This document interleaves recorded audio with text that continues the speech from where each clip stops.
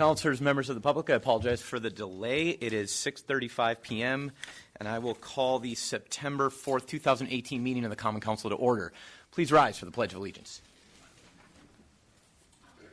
I pledge allegiance to the flag of the United States of America and to the republic for which it stands, one nation, under God, indivisible, with liberty and justice for all. Will the clerk please call the roll? Councilor Olson. Here. Councilor Van Sickle. Councilor Bender. Here. Councilor Sweeney. Here. Councilor Fennessy. Here. Councilor Elm. Here. Councilor Ludwig. Here. Councilor Sutherland. Here. Councilor Kern. Here. Councilor Dahlbeck. Here. Councilor Levine. Here. And Councilor Newman. Here. At this time, we have two new youth councilors to swear in. If Tegan Racky and Paige Locke would come forward.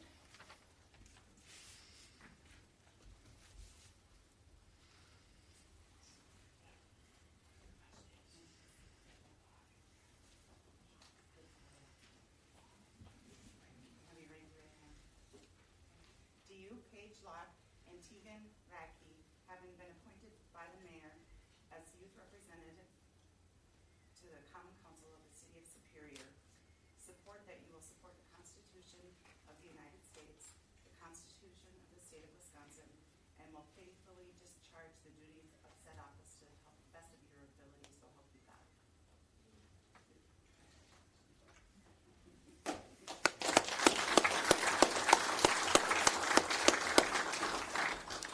Congratulations and welcome to the both of you. Approval of the minutes. Well, the clerk is getting settled from the August 7th, 2018 regular council meeting. A motion to approve from Councilor Dahlbeck and a second by Councilor Bender. Is there discussion? Seeing none, all those in favor please signify by saying aye. Aye. Those opposed say no. Motion carries. Item 6 is the consent agenda. Motion to approve. Second. The motion is by Councilor Fennessy, the second by Councilor Bender. Is there discussion? Seeing none, all those in favor please signify by saying aye. Aye. Those opposed say no. Motion carries. Standing committees recommendations for approval. 7.1 is the Finance Committee recommendations from August 9th. Sorry, was that Councilor Kern? Move to approve, and the second by Councilor Dahlbeck. Is there discussion? Seeing none, all those in favor please signify by saying aye. Aye. Those opposed say no. Motion carries. 7.2 is the Human Resources Committee from their August 20th meeting.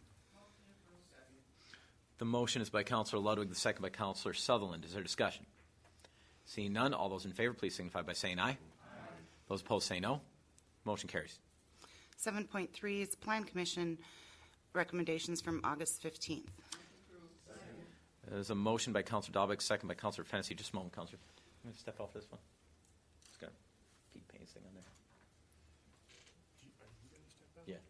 Yeah. Councilor Kern, if you would please preside over the rest of the motion.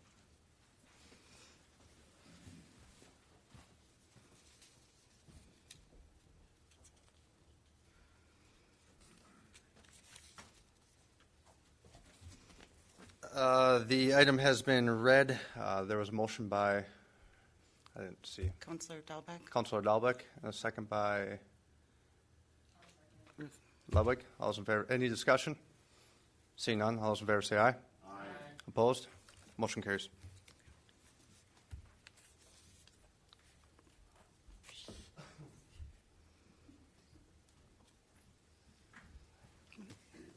Councilor Sweeney is playing with his mic.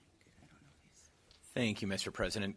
Councilor Sweeney, are you attempting to speak? I was just going to, point of interest, if you could explain to the audience why we've had a little change here. Oh, yeah, I'm sorry. There is a potential for conflict of interest. On one of the items in the Plan Commission, Robert Payne is my uncle, and so I wanted to avoid the perception of conflict of interest. Thank you. Item 7.4, Public Safety Committee, August 15th recommendations. Second. Motion is by Councilor Sutherland. The second is by Councilor Dahlbeck. Is there discussion? Seeing none, all those in favor please signify by saying aye. Aye. Those opposed say no. Motion carries. 7.5 is the Public Works Committee recommendations from August 15th. Motion is by Councilor Bender, the second by Councilor Ludwig. Is there discussion? Seeing none, all those in favor, please signify by saying aye. Those opposed say no. Motion carries. Item 8.1, I am submitting miscellaneous licenses for approval. Motion is by Counselor Dahlbeck, the second by Counselor Sutherland. Is there discussion? Sorry, you guys are moving too fast for me. It's been a long night already. Seeing none, all those in favor, please signify by saying aye. Those opposed say no. Motion carries. 8.2, Public Works Director Janico is recommending approval to waive the bidding requirements for the purchase of a 2019 Chevrolet four-wheel drive regular cab dump body crane plow work truck unit from Ewald Automotive Group via the Wisconsin Net State Bid for a total cost of $70,329. Motion is by Counselor Bender, the second by Counselor Elm. Is there discussion? Counselor Sutherland. Just got a question on this. I wasn't at this meeting by any means, but when it comes to that truck, have you looked at trucks that size too, and is that the right one for the job? That's what my question is about it. Mr. Janico. Yeah, they spec a 1 ton with a I think it's a yard and a half body on it, the V plow, all of the, the 1 ton dually 4-wheel drive. So it's the same thing we're using now. Part of it, I think the frame is designed for that. I think it's a 1.5 ton crane that they put on the back of it. So yeah, we can't go a lot bigger for maneuverability, but can't go a lot smaller for the hauling and the crane. Further discussion? Seeing none, all those in favor, please signify by saying aye. Those opposed say no. Motion carries. 8.3, Economic Development Planning and Port Director Surik is recommending approval of the sign policy regarding Barker's Island businesses and their ability to place signs on city-owned property near East 2nd Street. Motion is by Counselor Dahlbeck, the second by Counselor Elm. Is there discussion? Seeing none, all those in favor, please signify by saying aye. Those opposed say no. The motion carries. 8.4, Director Surik is recommending approval to grant the United States Army Corps of Engineers access through city-owned property on Wisconsin Point for exploratory work related to the Wisconsin DNR's piping plover project. Yeah.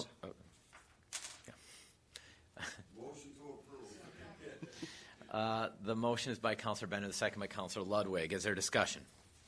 Seeing none, all those in favor, please signify by saying aye. Those opposed say no. Motion carries. 8.5, Parks, Recreation, and Forestry Director Kadat is requesting the City Council waive the proposal requirements for services over $25,000 and approve the memorandum of understanding with the Wisconsin Conservation Corps, Inc. for an 8-week Wisconsin Point Trail construction in the amount of $5,000 per week for a total of $40,000.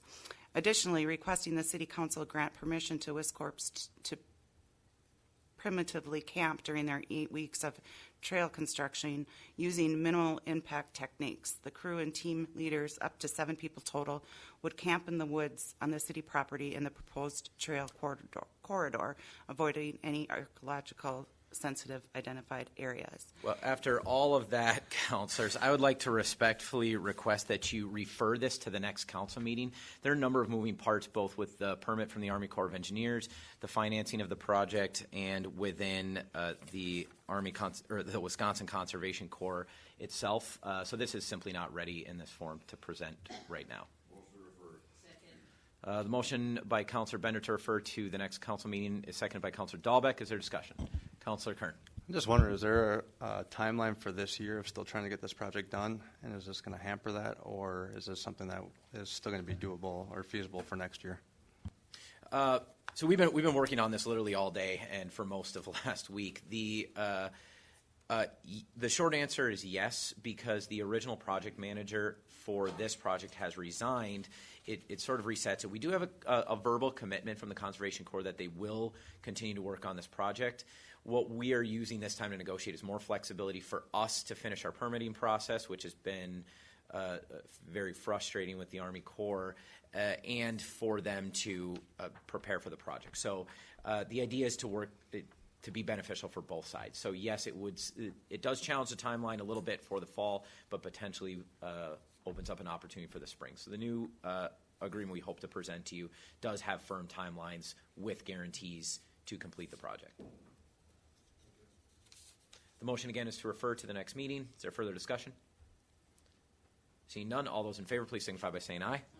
Those opposed say no. Motion carries. Business by the mayor, 9.1, Mayor Payne is appointing Elizabeth Noren to the Parks and Recreation Commission for a 3-year term expiring September 2021. Motion is by Counselor Ludwig, the second by Counselor Bender. Is there discussion? Seeing none, all those in favor, please signify by saying aye. Those opposed say no. Motion carries. Thank you. Item 9.2, the mayor has his initial introduction to the 2019 general fund budget. I'm going to ask Mr. Bronson, right? There he is. Mr. Bronson, come forward to give this presentation. Before he begins, I believe I've spoken to most, if not all of you already, at least in part, about this budget. It's been a moving target and, as usual, very challenging, but I think we can all be very excited about what we have to offer you today. Of course, this is not necessarily the final budget. This is for informational only, for you to review, ask questions, make suggestions, and I hope after this meeting that we can use the few weeks between now and the next meeting to present a passable budget to you at that time. That said, you're going to see a great deal of good news in this budget, maybe some of the best news the city of Superior has seen in a very long time. That's why Jean can't help herself but grin back there. I want to thank counselors that have given input, especially our finance department and all of our department heads. I believe every single department head had to spend some uncomfortable time up in my office working on this budget. We literally went line item by line item through every single one of these departments, looking not just for places where we could responsibly cut the budget, because as many of you will know, and as Chris is about to tell you, we began with a nearly $440,000 deficit. So cuts were obviously necessary. But in keeping with the spirit of the priorities-based budget, which we began last year, we still needed to exercise those priorities and look for ways that we could actually improve services to the citizens of Superior, to provide more transparency, to provide a safer, more prosperous, and more productive community that truly works for everybody. So with that said, I'm going to turn it over to Mr. Bronson to show you what we have constructed for you. Okay, thank you, Mayor and Council. I'd like to present you. This is really a kind of a mile-high summary of our 2019 general fund budget. The purpose of the presentation really is to inform the Council and the citizens on the budget timeline that we're obligated to follow. We're going to introduce you to a summary of the 2019 general fund budget, provide some visuals and statistics on the financial information, and then address any questions that you may have. So getting on to the timeline here, the first bullet up there, September 4th, is today. This is the initial introduction of the 2019 general fund budget, required per ordinance that we introduce it at the first meeting in September. As the mayor said, this is really informational only. No action is required. We will bring it back to the September 18th meeting for further review and discussion. At that point, it can be approved. If not approved at that meeting, we can bring it back to the October 2nd meeting for additional review discussion. But this is a big one that action is required by the state in order for us to publish the public hearing notice. And then that would lead us to the first meeting in November, November 6th. We would have the public hearing on the 2019 general fund budget. The following week, November 13th, we would spread the tax levy. And November 3rd, the tax roll will be due to the county in order to get the tax bills out for Christmas. Some of the highlights here. Last year we underwent a pretty in-depth priority-based budget process and identified these 7 priorities. We kept them in mind again for 2019.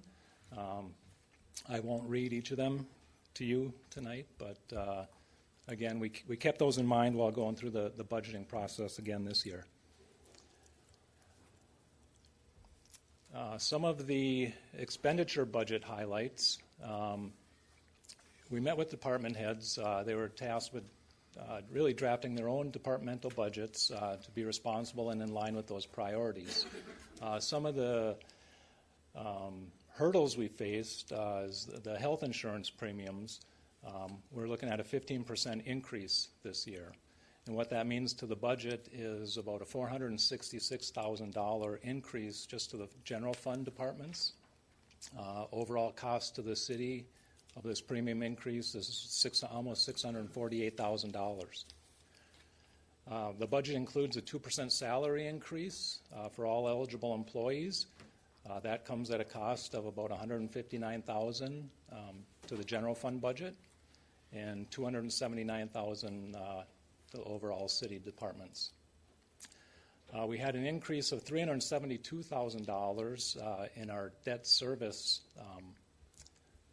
numbers, mostly related to the new fire headquarters that we borrowed for last year. Finally, the last bullet there is, after meeting with department heads and reviewing every single line of everybody's budget, we arrived at a balanced budget with no planned service level reductions for 2019, and it includes a $98,497 contingency. So that's a long way from the $440,000 deficit that we began with. So the general fund budget for 2019, the proposed budget totals $29,921,000. This is an increase of $990,000 from the 2018 budget, which is about a 3.42% increase. So the graph there shows the past 6-year history of our general fund budget.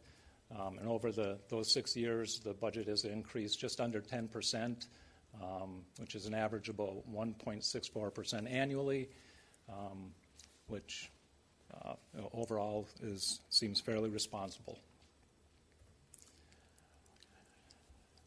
So as I mentioned, the general fund, the expenses increased about $990,000, so we have to pay for that. And I'll just kind of go over some main points here with the revenue that we plan for 2019. We have 3 main funding sources that make up about 92% of our budget.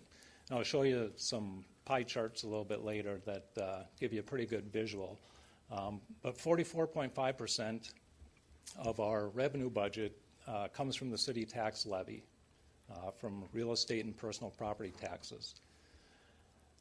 We get money from the state for what they call the state shared revenue program. That makes up 26.6% of our budget. And then there are other federal and state aid programs that make up another 21.1%. The best news here is that the city tax levy, the amount that the city taxes, is budgeted to decrease this year. We've got about a $37,000 decrease in the city tax levy, which is about 0.29%. So I think that's great news. State shared revenue has remained relatively flat since 2012. The 2019 budget includes a $49,774 increase. That's about 0.63% of our overall budget. Some of the other federal and state aid that is included in the general fund revenue budget shows an increase of just over $1 million. So where that's coming from is the oil pipeline terminal tax. We are increasing the transfer to the general fund by $714,000. And then the state is providing aid for discontinued personal property tax on machinery. That's an addition of another $211,000. All the other revenue sources in the budget combined add up to a decrease of about $86,000. We're budgeting our projected interest to decrease about $20,000 due to lower interest rates. And then last year's budget included a $75,000 charge to the school district for what we thought they were going to lease space at our city garage for bus repairs. But they are totally have moved out, and that has been eliminated from the budget. So pie chart again, this shows the obvious top three categories of revenue. The biggest part there, $13,322,000, is property taxes. The next one there, kind of in red, is the state shared revenue of $7,972,000, and then the other intergovernmental federal and state aid adds up to $6,320,000. It's kind of the same chart, again, just in percentages. And again, those top three sources add up to over 92% of our revenue. This is a chart showing our state shared revenue that we receive. You can see we took a hit in 2004. There was a downward adjustment, and then again in 2012. And then since that time, it's been pretty flat, just under $8 million a year. The green arrow shows if the state had kept up with inflation over that time. From 2004, the state shared revenue would be $10.9 million. So there's about a $3 million gap there. I mentioned oil pipeline terminal tax that will be, general fund will receive an additional transfer of about $714,000 this year. So this is just a summary of that oil pipeline terminal tax that the city has received since 2006, and you can see it's been a real nice increase. The amount from 2018 to 2019, we received about a 6% increase. Okay, the expenditure budget. I think we've got 28 different departments here within the city, and they're all represented by a different slice of the pie there. The biggest one is the police department there. $7.5 million, followed by the fire department at $4.5 million. Then we have the street department at $2.8. There's at about 10 o'clock there. It's kind of a pinkish color. That's our debt service number. So we've got about $2.9 million in debt service that we're paying this year. And then, again, the same chart, just percentages of the budget.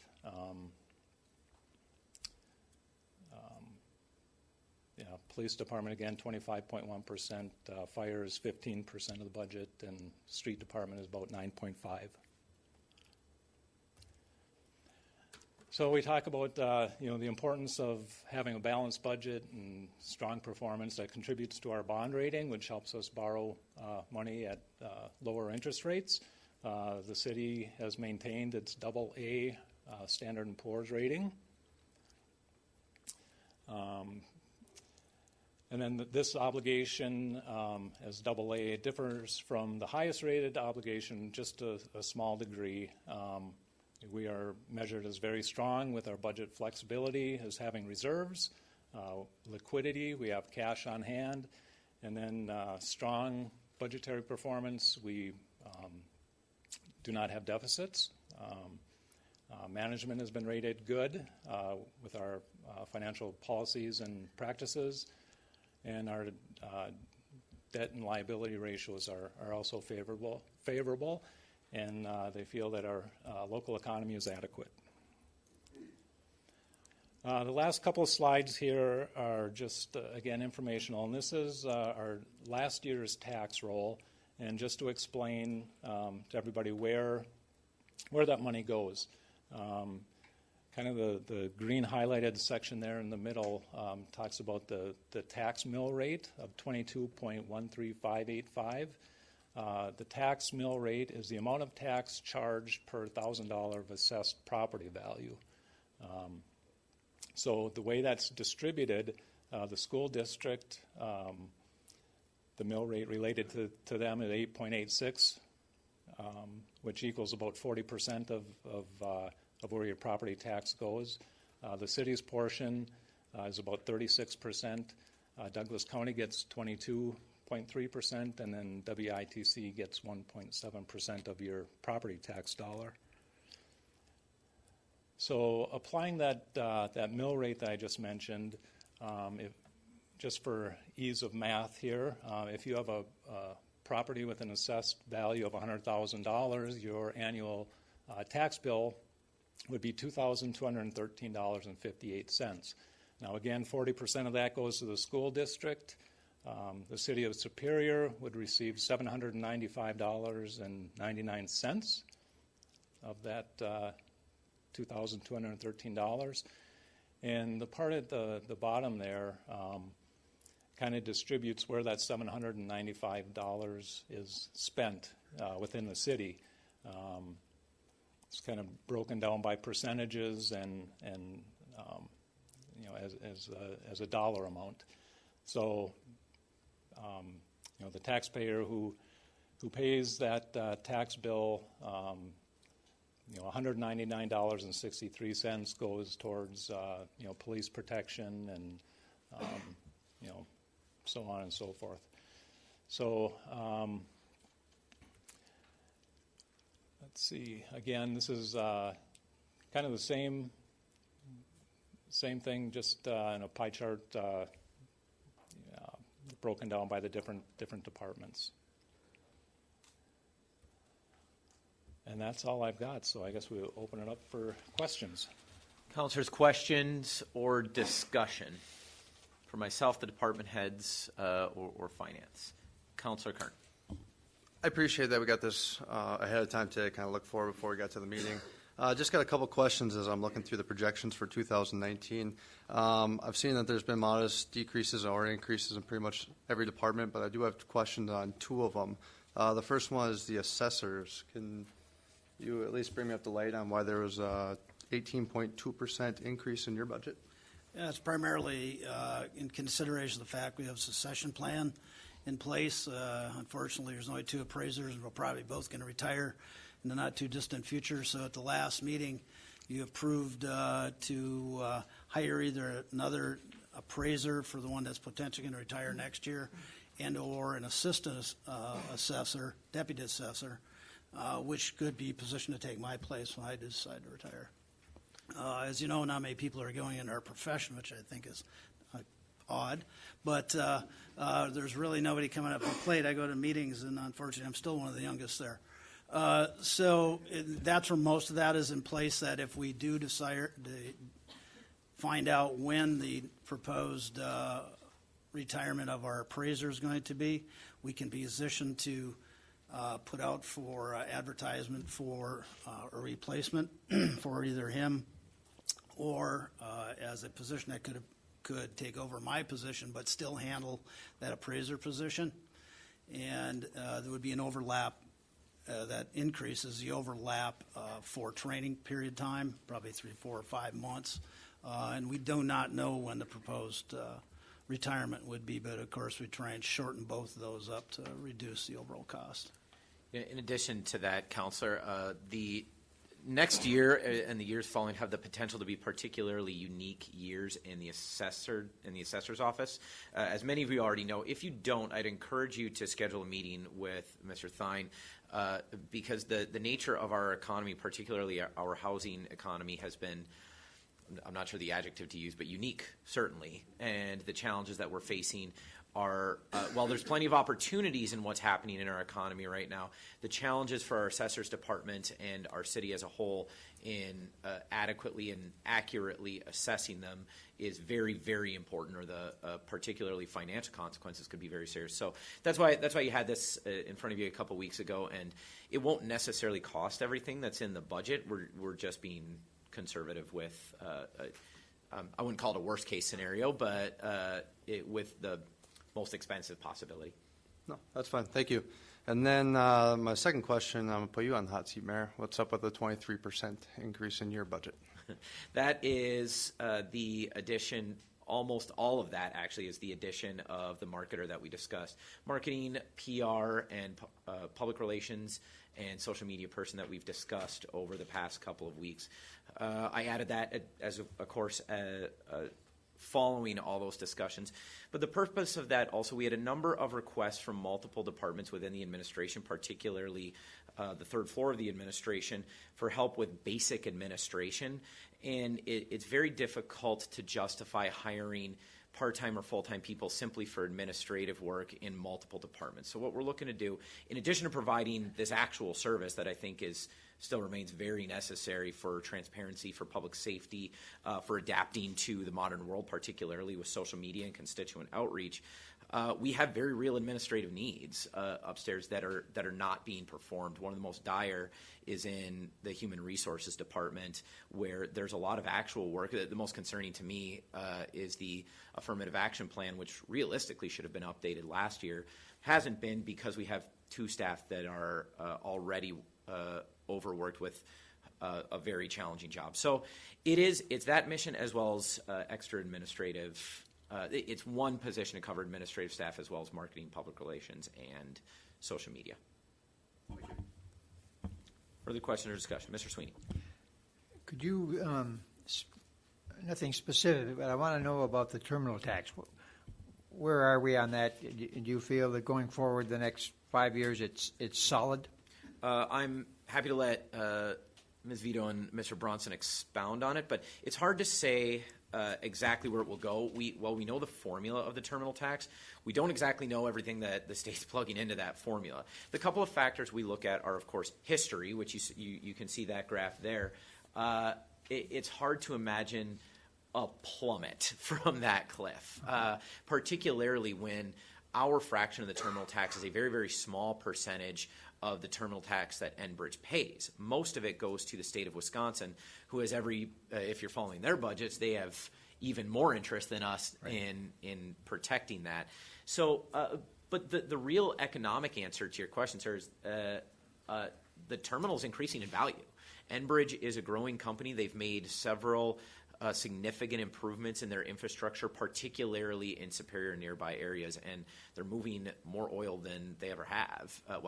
As much oil, if not more, than they ever have through the city of Superior. So it's a growing resource, and while it's hard to predict exactly where it'll stay, we've projected conservative growth. I think it was 6%. Is that correct, Jean?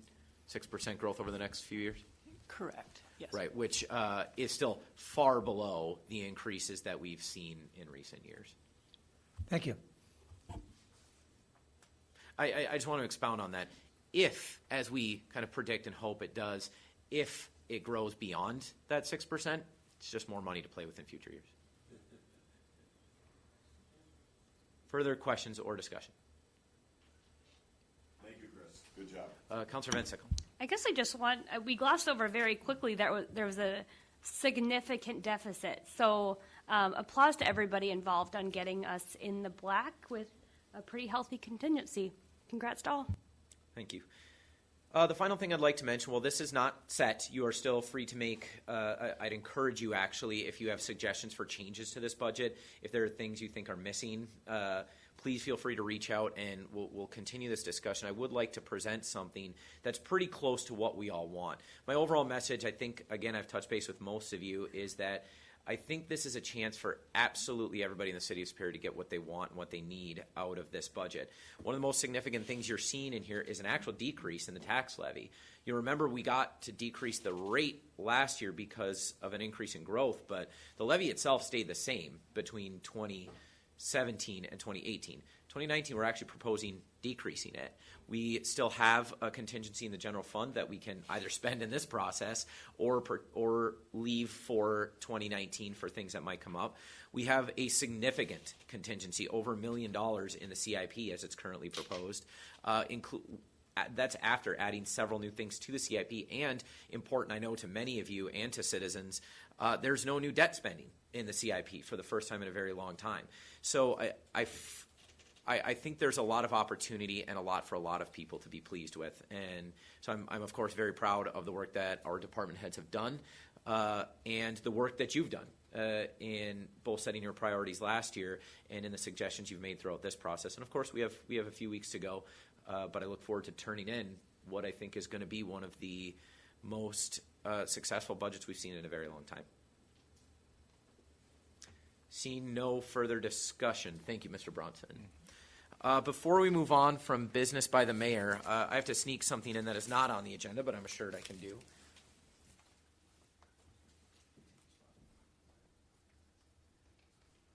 So, councilors, I don't do this very often. In fact, I don't think I ever have. From time to time, I have the privilege and the honor of signing thank you notes to city of employees that have achieved certain milestones in their employment. But two significant ones have just come across my desk very recently. One that I hope is not mad at me for delaying it a few weeks, because I wanted to come and do this in public. The reason for that, councilors and members of the public, is uniforms are very heavy things to wear. And we've just achieved milestones from two of our most significant employees, and that's Chief Nick Alexander at 20 years of employment and Fire Chief Steve Panger at 25 years of employment.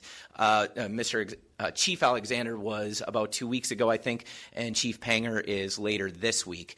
And I think it's worth pausing to reflect that while they are now, you could argue that they're administrators now, but they still do very significant work in their departments. They are still in the business of protecting and saving lives. And it's worth remembering that decades ago, they were young men that took the risk to put on a uniform that they knew would put them in danger. And over the course of decades of service to this city alone, they put themselves in danger time and time again to protect their fellow men and women in uniform and to protect all of us. And then, as they achieved administrative roles, they tried to make sure that we as leaders in government were also always looking out for the public and putting public safety first. We just watched the budget, and I think you've seen in our budget presentation that we've prioritized that largely because of their advocacy. So if I could invite Chief Panger and Chief Alexander up, I'd like to present them with these pins and letters.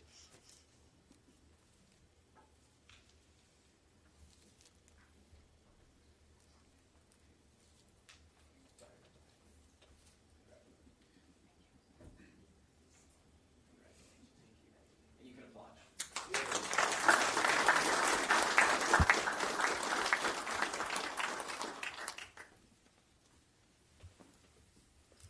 I am seeing no business by councilors.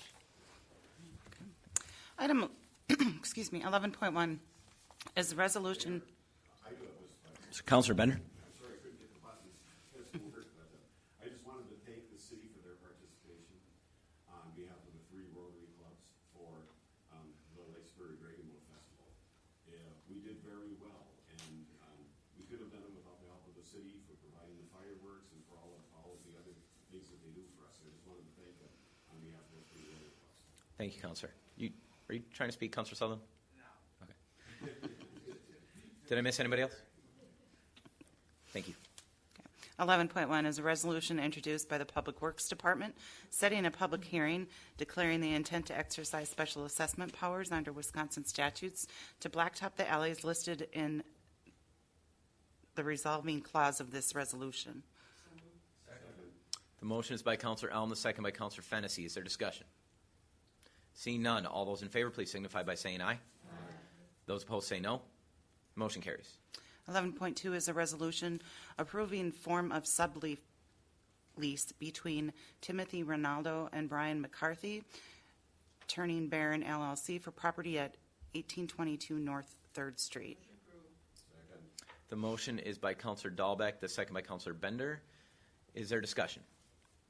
Seeing none, all those in favor, please signify by saying aye. Aye. Those opposed say no. The motion carries. 12.1 is an ordinance introduced by the Public Works Department, amending the traffic code, disabled parking zones by removing 1123 Grand Avenue. I believe the motion is by Councilor Kern, second by Councilor Elm. Is there discussion? Seeing none, all those in favor, please signify by saying aye. Aye. Those opposed say no. Motion carries. Item 12.2 is an ordinance introduced by the Parks and Recreation Administrator, amending City Code of Ordinances, Chapter 30, boat ramp user fees. The motion is by Councilor Kern, second by Councilor Sutherland. Is there discussion? Seeing none, all those in favor, please signify by saying aye. Those opposed say no. Motion carries. Before we adjourn, councilors, just a couple of things. Members of the public, I know many of you have come to speak on an issue. We will be convening shortly into committee of the whole, so that will take just a few minutes. Councilors, I want to once again recommend strongly that you go and get a sandwich in the next room. I'm going to give you a few minutes to do that. And as I understand, you've all been here since 5 o'clock. Members of the public, I know you've been here as well, so what they don't eat, I'll bring out to you. Having no further business, we are adjourned.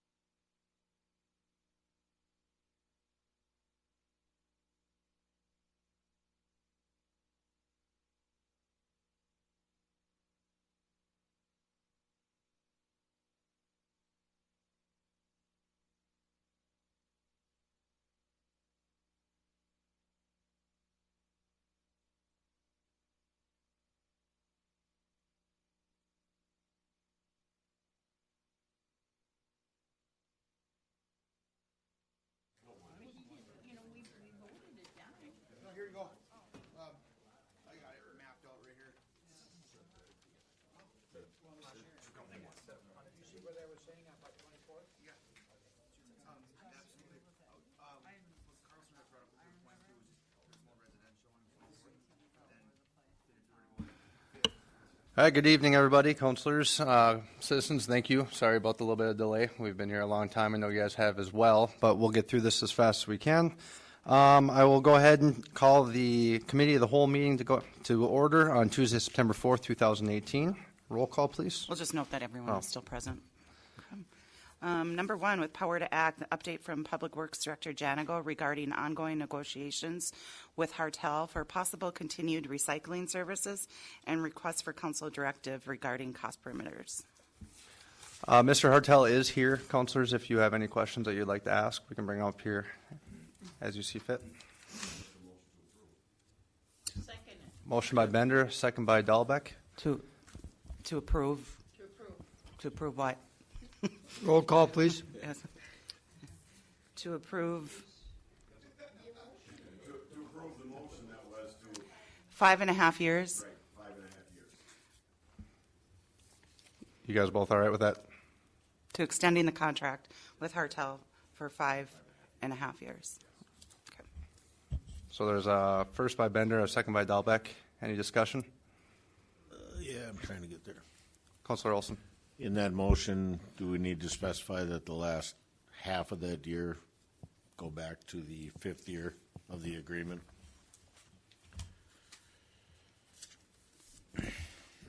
I'm not sure. not to exceed. A start date. Okay.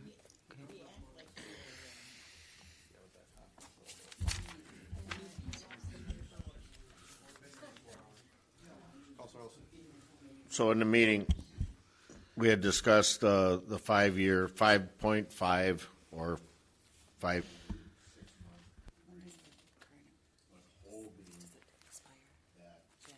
Half a year with the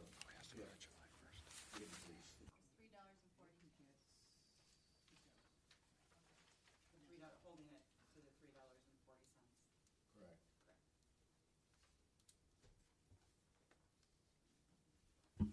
Any other discussion?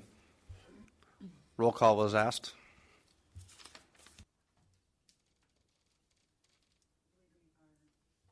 Starting with Councilor Van Sickle this time. Councilor Van Sickle. Yes. Counselor Bender. No. Counselor Sweeney. No. Counselor Fennessy. Yes. Counselor Elm. Yes. Counselor Ludwig.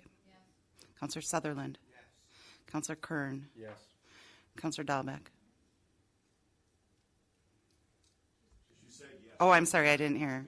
Counselor Olson. Yes. Okay, that motion passes 8-2. Before going to the next item, if there's anyone from the public that has yet to sign up, please come up to the podium and sign your name. And then Frog will give a little spiel before we call our first speaker.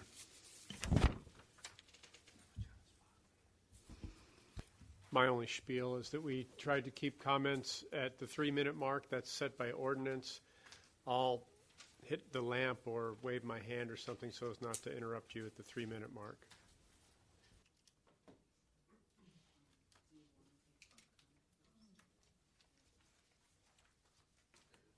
Power to act, so we can take public comment first. Yeah, you can do whatever you want. How about do you want to run your presentation first, Chris? Is that what you had? I didn't have so much as a presentation. I worked with Councilor Sutherland, and you would make up some maps, which we see one of them displayed up here. Also have some other maps of showing up closer up neighborhoods, if that's helpful in the discussion, but no formal presentation. Okay, thank you. What's your pleasure, committee? Would you like to have the speakers come up and speak first, or would you like the debate first? Speakers first? Okay. I'm going to call you up as you signed up, but I'm going to usually give one or two behind too, so you know that you're up next. Bill Swenson is up first. Cindy Macheski is next, and then Dusty Androsky.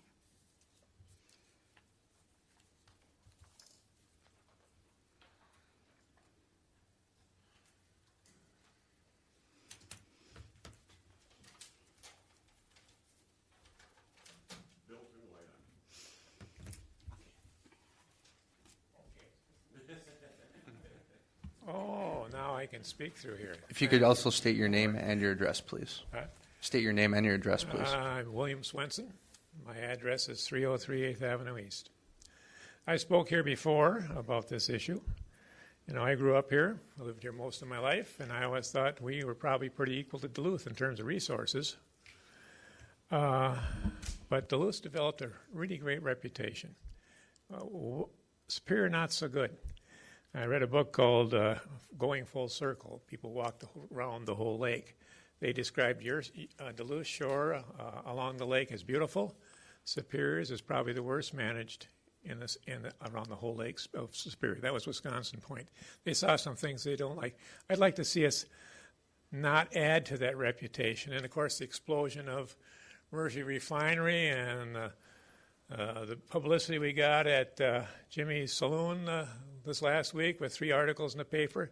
It's the kind of thing we do not need more of, is bad publicity. And my concern about the ATV proposal and the UTV and snowmobiles, I guess, is in here somewhere. It's not all tied together. It doesn't seem to be clear what we really want. And I'm concerned about what it'll lead to in terms of publicity, because I think we can do much better with the resources we have. We have to do planning a little different. We can't rush something through because somebody wants it. We sold off a lot of Barker's Island so people could make a profit. We could have used that land to draw lots of people to this community. We screwed up. That's my opinion. I don't want a special interest or a conflict of interest to steer our city. That doesn't mean I'm against the proposal. That means I'd like to see us plan more thoroughly. And to do that, one of my neighbors and I walked along East 5th. We talked to the people there. We knocked on doors. We got responses. It showed that only 11% of the people along East 5th were aware of this project. 89% were against it. Now, that doesn't reflect all of the city, but we really need to go beyond East 5th, talk to the community, get their views, persuade them one way or another, and move this project along so it reflects good on Superior. It provides opportunity for tourism, but at the same time, it doesn't add to a bad reputation we already have. What we have now, in terms of things that have happened in the past, is people don't want to visit here, and I would guess some people don't want to send their kids here to go to college. It's not good for the city. Duluth attracts a lot of people. We could, because we have similar resources. We just haven't used them. I don't know if this project is all good or all bad. None of them are. But I'd like to see us continue this planning process where we provided some data where citizens throughout the city can get involved, and maybe in the spring elections we can have a referendum and people can vote. That involves the citizens of this city. That means they had a chance to air their views and provide their ideas, and the outcome will be 3 minutes, sir. a positive one. Thanks.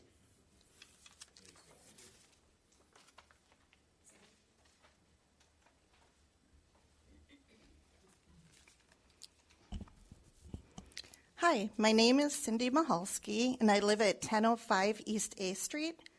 I'm in support of a year-round ATV trail through the city of Superior. I'm a member of the Trails North ATV in Iron River and Swords in Superior. Numerous times, people will ask if there's a way for them to ride their ATV to Superior, to stay at our hotels, eat at our restaurants, and see our local attractions, such as Barker's Island, Fairlawn, Whaleback, Bong Historical Center, and I always have to tell them that you can only get as far as the Quick Trip by the Nemadji River. So by creating a route through the city, it will greatly increase tourism dollars and enable Superior to be a destination. And it may open up opportunities to tie into the Minnesota trail system and welcome those tourism dollars as well. As a rider, I spend tourism dollars in other communities by riding and staying at their hotels and spending money in their community. It would be nice to welcome ATV, UTV tourists into our community like other communities have done for us. So please consider supporting a year-round ATV route through the city of Superior. And thanks for giving me the opportunity to speak in support of a year-round ATV route.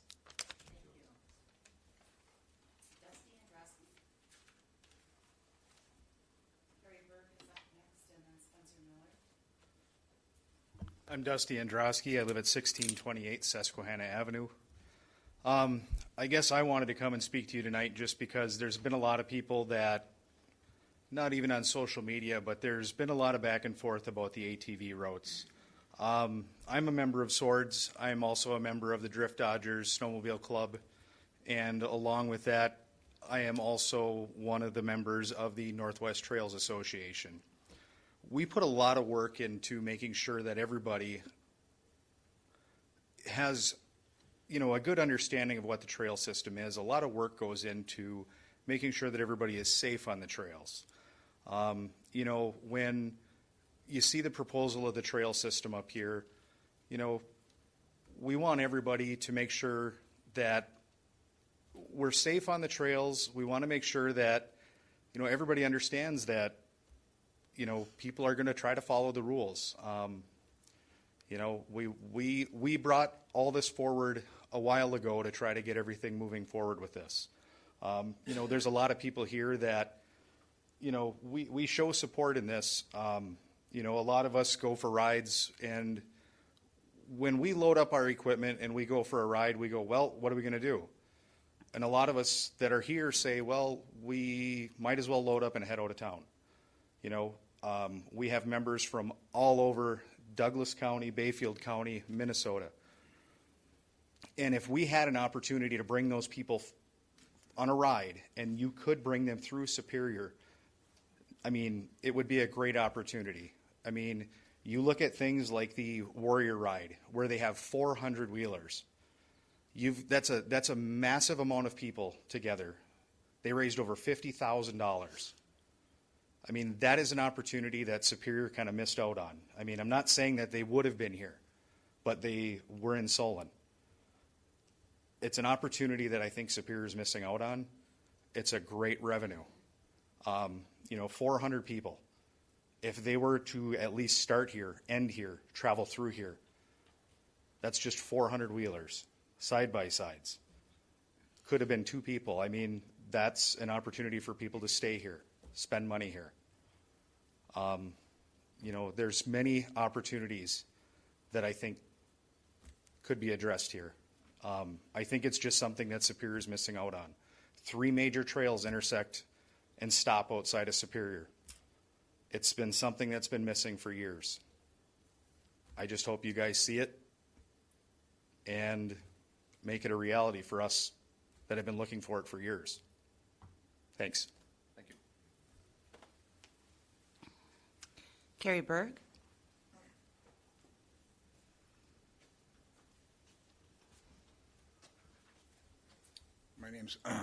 My name's Kerry Berg. I live in Town of Superior, 2447 East Irondale Road, and I'm the vice president of Swords ATV Club.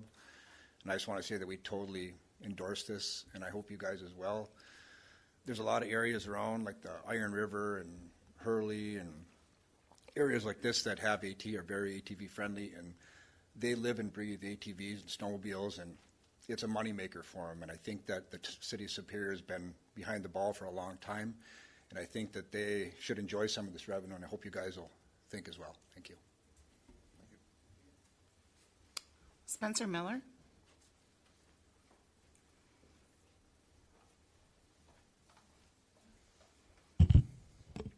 Hey, good evening. My name is Spencer Miller. I live at 806 East 4th Street.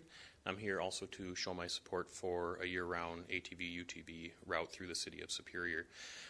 Just this last weekend, I was fortunate enough to go on a trail ride with 15 to 20 other machines, totaling probably 30 to 35 people. There were children, there were husbands and wives, there were friends, there were siblings, there was everybody from the young kids up to, old adults.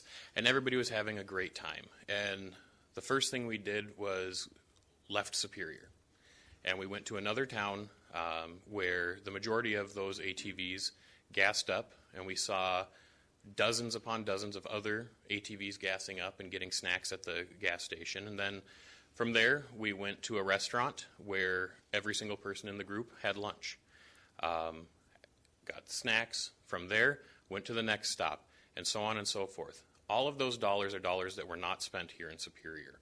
I look at Superior as an incredible town. I love this town. I've lived here for about 8 years now. 8 years ago, I didn't love Superior. I love Superior now, seeing that there's an advocate, a voice for change in this town. I've seen a lot of change in the 8 years that I've been here. I've seen a lot of economic growth in this town. And I think that this is a great way to continue that economic growth. As across the bridge, this is one thing that they don't have. And from the sounds of it, it's something they're not going to have. So this is something that we can have uniquely different from Duluth that's going to drive tourism dollars to us instead of across the bridge where a lot of it usually goes. So again, I'm just here to show my support. I appreciate your guys' time. Thank you very much. Keith Allen.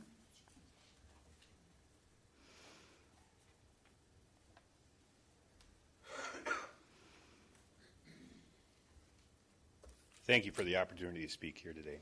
I sent most of you, if not all of you, an email with attachments, 3 different attachments on the signatures I acquired. I should say not I, but I and a lot of these people here in the community that do support the trail system, proposed trail system in the city of Superior. The totals were people residing in the city of Superior were 669. People residing in Douglas County were 197, and others outside the county were 104. Reasons why I include the people in the county are some of the reasons that were stated here. We have 2 trailheads that end just outside of 3 outside of Superior, 1 in Superior, and all further you can go is Quick Trip. People want to come into the city and enjoy the city on their ATV, UTVs. It took only 12 days to get these signatures, and I think there's enough, more support, more of these will be coming. I have a letter here that you probably all received that the Development Association is in favor of this. Some of the people abstained because they're on the council, which I understand. I know you have a hard decision, and it's one of those things. I support a system in the city. Maybe I'm not on East 5th Street or 39th Avenue East or wherever. That's your decision, but I think we need to do it and do it soon. Thank you very much. Thank you. Carl Vanna.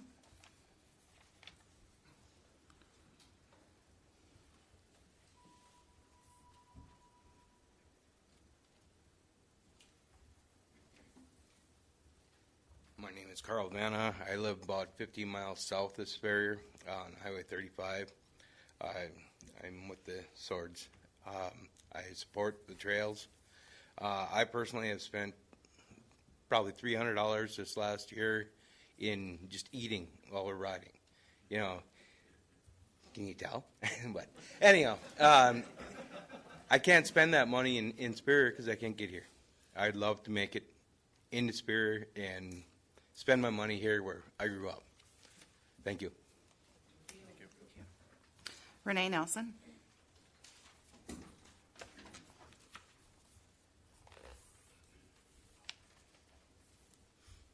Hi there. My name is Renee Nelson. I live on 2447 East Irondale Road. I'm also a member of the Swords, and I just wanted to let y'all know that I'm in support of this, and I want to be able to leave my house, you know, out in the country and be able to come into town and spend my money. There's a lot of money to be spent. So, thank you. Kellen Flood.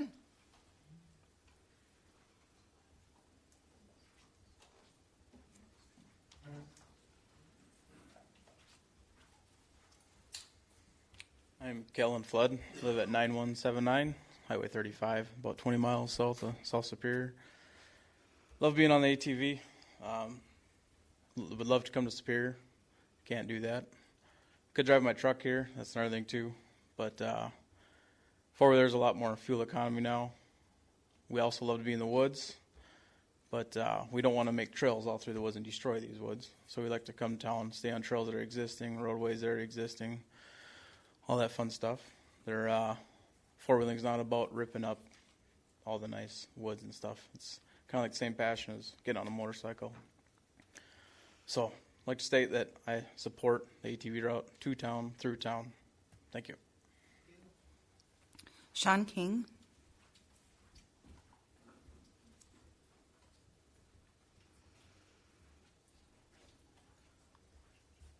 Good evening, I'm Sean King. I live at 7313 South State Road 35, next to Pattison Park. My wife and I lived in Billings Park for 10 years prior. Main reason we moved was ATVs. Keep in mind, you know, everybody's got a different version of an ATV. Mine is a UTV side-by-side. A lot of these things can easily seat 4 to 6 people nowadays. If I drag 4 to 6 people in 3 to 5 machines into this city, that's a big deal. They're pretty safe. They have seat belts. They have roll cages. They have doors. ATV riders, they're generally pretty safe too. I happen to be one of the people that helps police my own sport, even if it makes me not popular with my peers. I really don't have much else to say. I really just don't get why we don't want it here. Like other people have said, you can get as close to Iron River, try to get gas on the weekend. You know, anywhere in the county, it's amazing that we miss this piece of the pie. I bet you it'd look good up there on your budget next year. Thank you. Nikki Niska.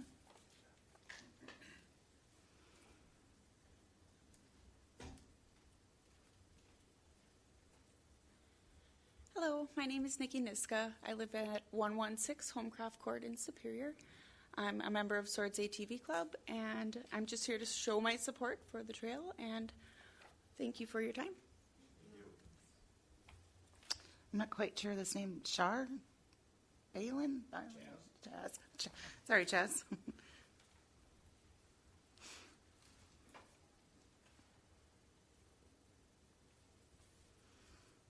My name's Chaz Balin. I live at 116 Homecraft Court. I just want to show that I am in full support of this ATV trail.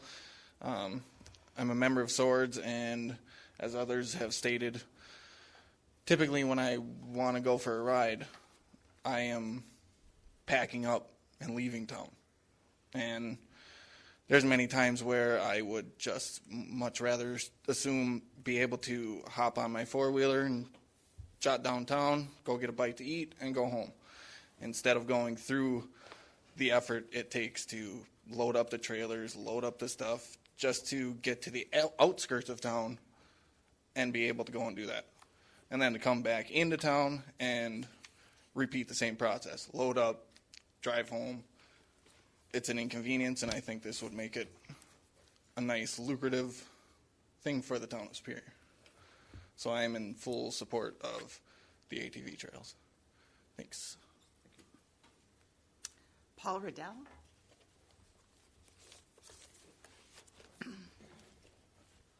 Good evening. I'm Paul Riedel, 3005 S Milwaukee Avenue, Oliver, Wisconsin. A little bit different story. I'm a transplant. Came here for a job about 2 years ago, and compared to some, I actually really like Superior. It's a pretty cool place. And I'd rather be different than Duluth, honestly. And I'm full support. Member of the Swords, a great group. If you get a chance, talk to some of them. Happy to help answer any questions, but thank you for your time. Have a good night. Kelly Vanna.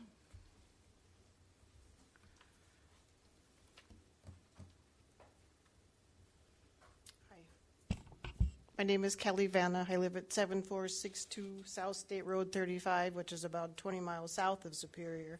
And I'm a member of the Swords Club, and I just wanted to show my support tonight, so thank you. Rick Trolson.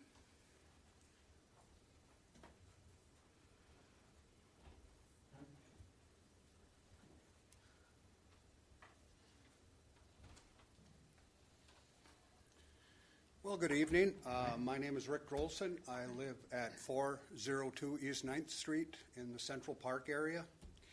And as a Swords member, I volunteered to circulate a petition to try to get this ATV trail that we've been talking about for the last couple of months up and running. And I'm here to tell the council that I experienced overwhelming support with both city and county residents.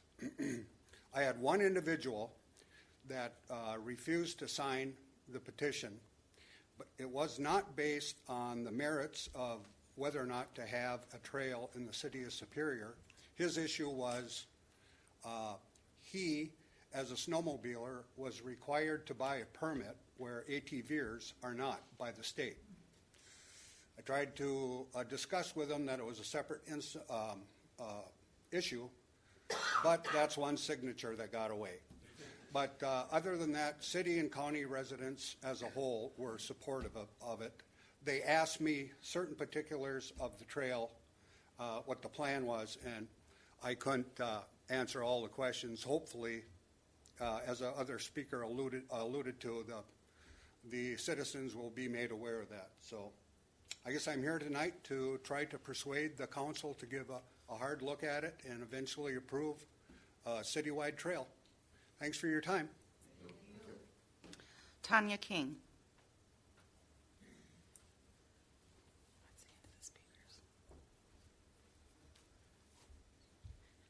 Hello, I'm Tanya King. I live at 7313 South State Road 35. I am here just to show my support for a year-round ATV trail in Superior and look forward to hearing that it will pass. Thank you. That's all the public we have signed up. Any discussion? Councilor Olson. If I could, Carrie Berg, could you pop back up here a second, please?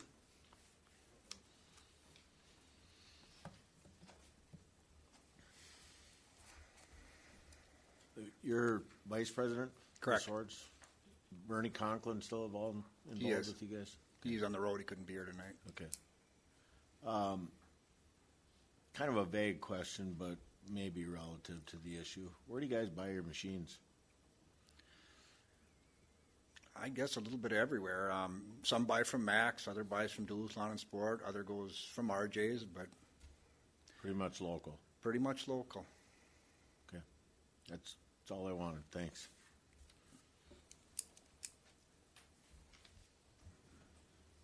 Any other discussion? As you see, council, we have no action to be taken on this tonight. Part of the reason why I wanted to call this committee of the whole meeting was to get some more public input. Councilor Sutherland, I'll be with you in a second. Yep. We've been trying to be very transparent about this. We've been trying to make sure that everybody's aware of what's going on and what we're trying to do and what this council is going to have to make the decision of doing. We're going to still stay transparent with it, and hopefully we can come up with something that we can place on an agenda in the near future. Councilor Sutherland. Yeah, my microphone. So last meeting we came to, there's probably about 100 hours dedicated into this trail or this route. Now I'd say it's about 150 hours since the last 2 weeks at the last meeting we had. I just want to just stress that I'm requesting this route, and I don't even own an ATV. I have no one asking me to do it. I just want to promote tourism in our own city. And, ATVs are a great way to promote the weekend getaway from either leaving from your house, if you're on the trail, or the city, and going to the cabin, or leaving from your home 60 miles away and staying in one of our hotels right here. And not to mention all that money you'd spend at one of our local businesses. We have had numerous letters of support from local citizens. I'd like to echo what Keith Allen said, from business owners, the Chamber of Commerce now, and our Development Association. When it comes to tourism, I'm always trying to find ways to attract people to our city. Last fall, we passed an ATV, UTV snowmobile route. The only law enforcement issues I think we had were because of the machines and alleys. If there was one, maybe two. Maybe Nick could help me out with that. This new trail or route takes the ATVs and takes it out of the alleyways that Councilor Dahlbeck had problems with. I see Councilor Kern had a couple issues with it. We're addressing that. We're putting them on the streets. Looking at this map, it's clear that there is one area that is missing, and it's part of Central Park in East End there. It's Barker's Island, and I believe it is our busiest hotel in the city when it comes to our hotel-motel tax. With this new map, they will not be able to benefit from our route during the summer. They have emailed all of us requesting that we go ahead with opening up, if not the entire 5th Street, but part of it to benefit them. It just makes too much sense. It doesn't make any sense, actually, to have them not involved in this at all. We need to somehow capture the economic boost that this sport provides. All I'm asking is that we give this a try. Let's compromise what we've been doing. I've reached out to every counselor and asked their concerns and their issues. Let's help our city moving forward. When times change, we need to as well. You have to agree with that. So when we're afraid of change, I think nothing gets done. When someone says no one of our city, our size, does this, someone has to be the first of the size to do it. You know what I mean? Someone has to be the first. Why are we always afraid to be the first? Let's have cities look to us. And I guarantee it, Duluth would do it if they had a flat city. No. And this trail is not tied together. Where's Bill at? Where's Swenson? Bill Swenson? I just want to. Love you, Bill. So I just want to let you know it's not tied together because of 5th Street. I'd like to see it tied together in the future. And there's going to be costs for this. With signage, we can reach out to local clubs and ask if they can help fundraise. Maybe reach out to the TDF fund to see if they can help donate money towards signs, because this will attract tourism. Last year alone, 10,000 more UTVs registered than the year before. They're bringing in about $10 million a year in the state of Wisconsin, the financial impact on the economy. So let's try it. I mean, why not? When you think that there's going to be 500 people going down your street, there's not. With the snowmobile routes, we had a couple runs go, but there's 15 people. Motorcyclists are already doing it. What's that? Can he respond? No, sorry. Okay. So, we nearly had 1,000 signatures supporting this in, like Keith said, a couple weeks. Imagine if we did it for a couple months. And 700 of those signatures, 600 something of those signatures came from right here in Superior. So that being said, I'd just like to hope that we can get this on the agenda for the next city council meeting to approve of this trail. Thank you. Councilor Van Sickle. Thanks. About 1,000 thoughts on the testimony tonight, but one, thank you for being here. Hope you enjoyed the budget presentation. A lot of thoughts here, and I also, I guess, have to speak as a constituent here tonight also. But I just want to extend some thought around villainizing East 5th or saying you have absolutely no idea why anybody wouldn't want this. I think I've had to come leaps and bounds to get even to the headspace I'm at with this, because there are two very clear sides worth understanding in this. I also have a point of clarification around that you cannot eat in the city of Superior on a four-wheeler. You certainly can. And I guess by the large promises of economic development, Breakwater and Gronks must be the most successful businesses in town. I hope that I'm wrong. Prove me wrong, I guess. They're probably not. I also just have two other points, I guess maybe three. One around petition validity. Now, we all know these routes were released on Thursday, so I hope that we actually take some time to do some public outreach and make sure that we're disseminating the now correct proposal. And I have no doubt that that will happen, because we've had, a lot of advocates and a lot of people coming into the fold as we've moved along here. But with the petition, I do have some clear concerns. Obviously, there are metrics that would make a petition valid. I don't see that present, but I understand the sentiment. But we have people getting signatures that don't even themselves have a good understanding of where the routes are. And so I have some concerns with that. So if we're going to do a coordinated campaign of outreach, we should really try our best to make sure that we have all of the information before we ask for people's signatures. And I guess one thing that I would express some disappointment in is the pretty disturbing online bullying that I've seen with this petition. I know we can't police anybody about anything, but it would be quite a crucifixion of somebody's character and opinion of what I've seen online. So I hope that we continue to try to get the word out there in the most positive way possible about a pretty sweeping policy that we're all trying to work on here. Thanks. Councilor Dalbeck. Well, I just want to say my district, we had problems with the alleys, and now that they're taking them out of the alleys, most of my constituents are for the ATV trails. But I also want to say I come from the oldest end in town, and most of my people, not most of them, majority are seniors. And sometimes seniors don't like change. I mean, they want to steadfast. They don't want to move nothing. And these people who I am talking about are seniors, and they agree that we do need something. And it's about time, is what I was told. It's about time that we did something to bring more money into the city, to make it more viable so we can keep what we have, not everything going out of town. And I just want to say I'm for it, and my constituents are for it, as long as you keep it out of the alley. Thank you. Councilor Fennessy. Thanks, everyone, for speaking tonight. What I heard a lot of was, it's going to bring money in. It's going to bring money in, which I don't doubt at all. I think the one thing that we're missing in all of this talk is the simple fact of just promoting outdoor recreation. I think if you look at the average person in Superior, they would think that we're a city of outdoor recreation. And if we're going to try and promote ourselves as a city of outdoor recreation, we need to give the tools. And this is one of those tools. So that we're able to promote ourselves as a city of outdoor recreation. We're able to make outdoor recreation easy for not only the people pouring money into Superior, but for our residents. We need to look at things like this that promote it.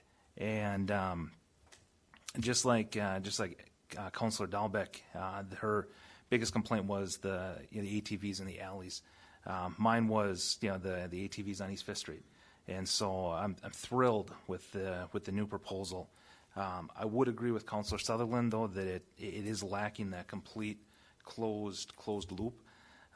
Barker's Island Hotel isn't on the current route, so the one thing that I'll be bringing to Public Works is to do some kind of feasibility study to see what it would cost to do a second Osage Trail, to do one right alongside the Osage Trail just for ATVs.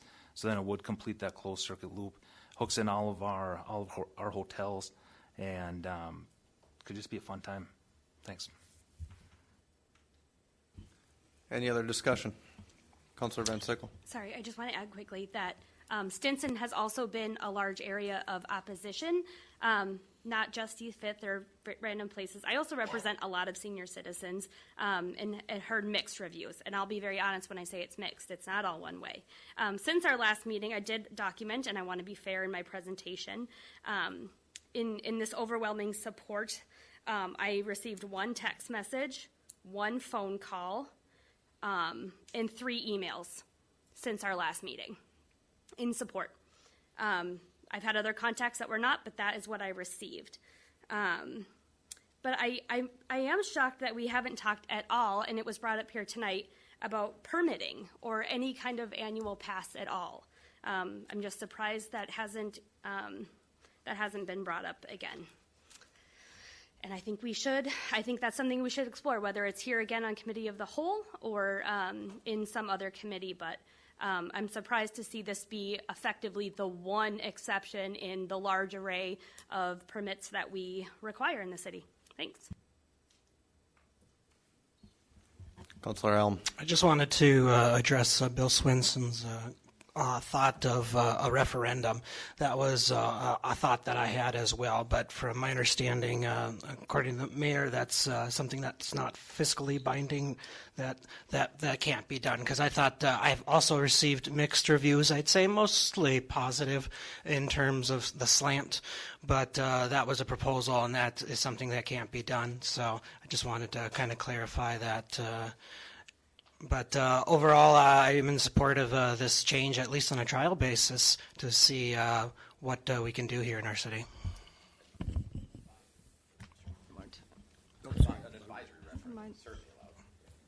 It's not coming on. Is it on? Oh, it is. Any other discussion? So.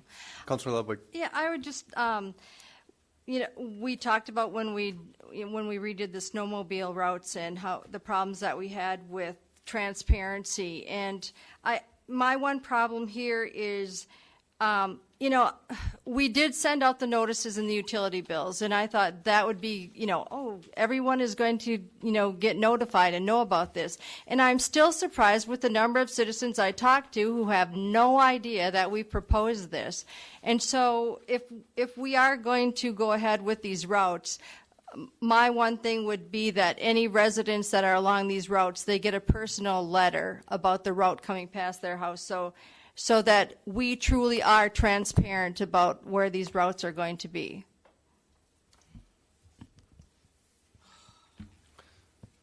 Any other discussion? Councilor Sutherland. One last thing, and then I know we're getting drug out here. And I talked with Ruth before about this on the phone.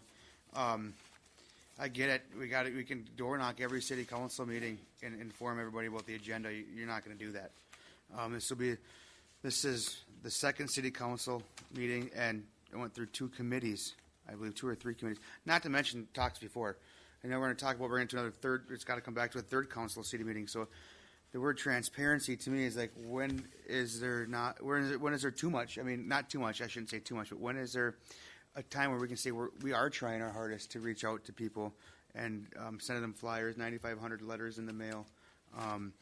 The media has picked it up. Shelley's helped out big time with the Telegram, the news stations, social media. Like I said, 2 committee meetings, and if it goes to a third city council meeting, I mean, to me that's like transparency at its finest right there. I don't know what else we could do, but I agree. If you want to send out letters, I wouldn't be opposed to that. But something like this we've been working on for a long time. It just seems like we keep working at that snail of a pace to get things done. We're not shoving this through by any means. And like Councilor Elm said, a trial period. Everything's a trial period. Anything can be taken away at any time with the votes here. So, thank you. Councilor Olson. I think Councilor Van Sickle made a good comment as to permitting, and maybe your committee, subcommittee, whatever you two guys have, look into that. I think the routes that have been adjusted serve the city that in the interest of everybody involved, there was one comment from the one fellow about this isn't a way of tearing up the city streets or anything like that. I think you guys all know you're going to roll that thing if you try doing that. So thank God you got a roll cage and doors and all that. But the value that I think this will bring to the city is something that Councilor Fennessy brought up too. You know, those of us that have been here a long time, you look at, I'll age myself because I can remember playing hockey outside, right, and standing in the snowbank in order to get on the ice and off the ice. And we've come a long way with everything that we do. I've owned a snowmobile, I own a Harley Davidson, I own a pickup, I've owned cars, and I've had to make adjustments to every single thing that I've made the choice to do, right? Right down to your driver's license. It's a privilege. It's not a right. So the things that we do, I think, need to be in the best interest of ourselves in this community at this point in time. Chief Alexander, do we have a UTV in the city now? Did we purchase a UTV? Would that be something that we'd be able to use for enforcement, you know, in a positive way? Or I didn't mean to make you change your address over there. Yeah, we did purchase a UTV. Obviously, it's something that I've been considering for several years. The ATV UTV route really didn't factor into that tremendously for me.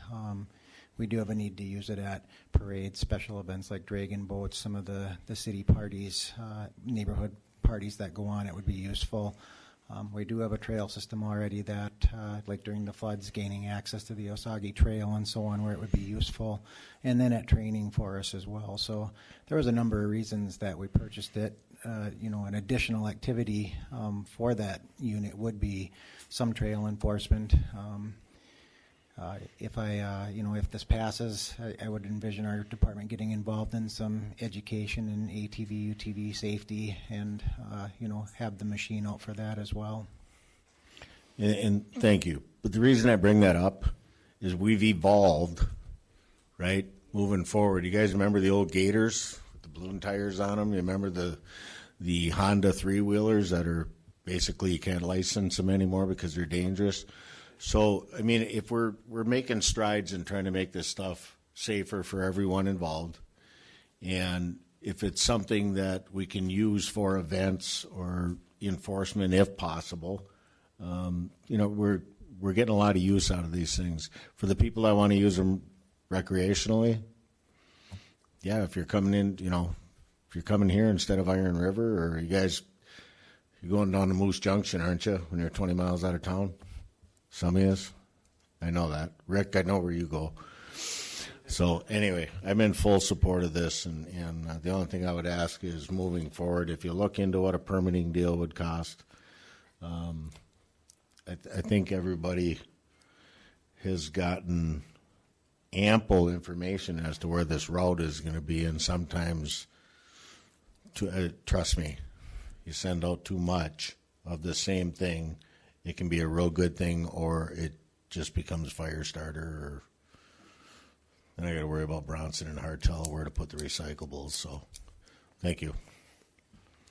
If I may, when we were looking at this first initial route in the winter trail system, we did bring up and discuss about the fee processing system, and I believe Director Cadet looked into it a little bit, and I don't believe anywhere in the state of Wisconsin currently requires a fee for ATV, UTV. I don't recall, to be honest. It's been a while. That's something that we should address then, I guess, and look back into it. Because, I mean, I agree. If we're going to be looking at involving this and it does take off, the opportunity to be able to bring a trail system that's separate to the roads, or a lot of people coming into town, that it's a problem now that we have way too many people in town, the ability to gain some sort of funding source through a trail pass through the city, I think is a great idea. Normally, as chair, I wouldn't say a whole lot, and I know we've been here for quite a while already, but I did spend the weekend out in the Hayward area, and I did travel around quite a bit, and it just baffles me, the amount of ATVs and four-wheelers that are in every single hotel that were out there, every restaurant, every gas station, every tavern. And they were all just having an enjoyable time. And the age range was anywhere from the youth to seniors out enjoying a piece of equipment that's easy for them to get in and out of, that they enjoy taking around and being able to enjoy the scenery and everything that's going on. I asked a lot of questions when I was out there. I asked them, if Superior were looking at doing this, and they all perked up and said, we'd love to come up there and spend our time, but this is what we do in the summertime. We go to where the trails are.